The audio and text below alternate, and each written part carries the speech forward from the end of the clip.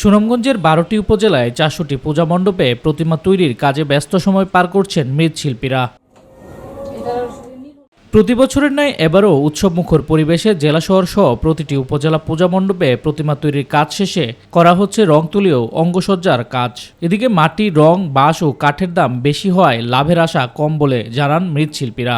এই মূর্তিগুলো বানানি তো মনে হয় যে অনেকগুলো আছে, বন, বাঁশ, কাঠ, এটা খুব দাম, সবকিছু বাড়তি বানাইতে গিয়ে যেমন আমরা একটু খরচের দিকে একটু আমরা হইতেছে, সমস্যা হইতেছে আর কি। 15 বছরের তুলনায় বছর আমরা কমিটি যে সঠিক ইয়েটা দিতে চাইতেছে না, তারা কিছু কম দিতেছে।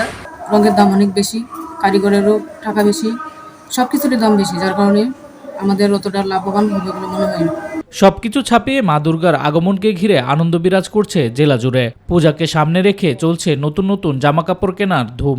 সকল ধরনের সর্বাত্মক সহযোগিতার আশ্বাস পাচ্ছি। সেই অনুযায়ী আমরা যথাসম্ভব সুন্দরভাবে মায়ের পূজা করার চেষ্টা করব।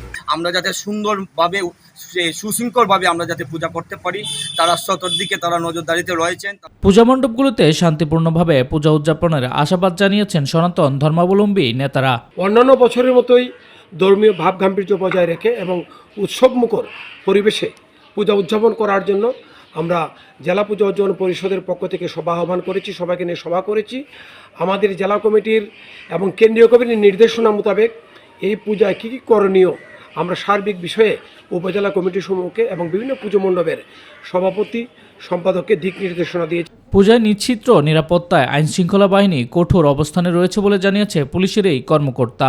সুনামগঞ্জে যেন সনাতন ধর্মীর লোকেরা অত্যন্ত সুন্দরভাবে পূজা উদযাপন করতে পারে, এ ব্যাপারে আমরা সর্বোচ্চ সচেষ্ট আছি এবং অত্যন্ত সুন্দরভাবে পূজা উদযাপন নিরাপত্তার মধ্যে দিয়ে আমাদের পালিত হবে। সনাতন ধর্মাবলম্বীদের সবচেয়ে বড় ধর্মীয় উৎসব শারদীয় দুর্গাপূজা কোনো ধরনের বিশৃঙ্খলা ছাড়াই উদযাপনের প্রত্যাশা সুনামগঞ্জবাসীর।